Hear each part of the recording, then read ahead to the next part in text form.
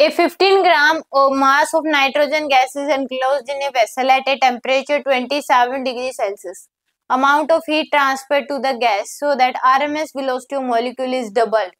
तो RMS velocity का जो फॉर्मूला होता है वो क्या होता है, अंडर रूट 3RT/m ये होता है। तो टेम्परेचर T है तो RMS वेलोसिटी मान लो V है, RMS वेलोसिटी को डबल करना है तो उस केस में यानी कि VRMS जो होती है वो डायरेक्टली प्रोपोर्शनल है रूट T के।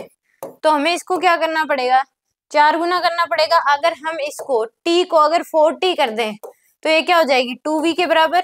अगर हम T को क्या कर दें 4T तो ये क्या हो जाएगी डबल हो जाएगी। तो यानी कि पहले टेम्परेचर 27 डिग्री सेल्सियस है, T इनिशियल अगर 300 केल्विन है तो T फाइनल जो है वो कितना करना पड़ेगा 300 इंटू 4 यानी कि 1200 केल्विन, तभी आरएमएस वेलोसिटी क्या होगी डबल होगी। तो इंटरनल एनर्जी कितनी होगी डेल्टा यू पूछा है तो ये जाएगी F/2 डेल्टा टी के बराबर।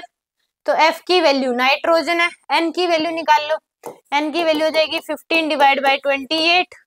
तो यहाँ से N की वैल्यू तो डेल्टा यू F की वैल्यू आ जाएगी आपके पास नाइट्रोजन यानी कि 5/2, N की वैल्यू 15/28, R की value 8.3 into delta T 1200 minus 300 यानी कि 900।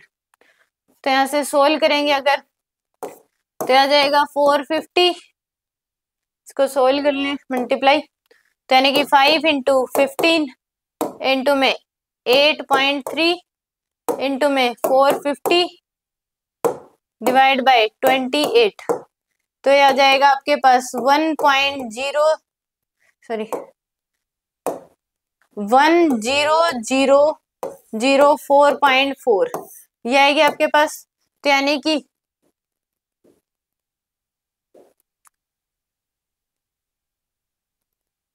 10 किलो जूल हो जाएगा। बी ऑप्शन क्या हो जाएगा इसका करेक्ट होगा।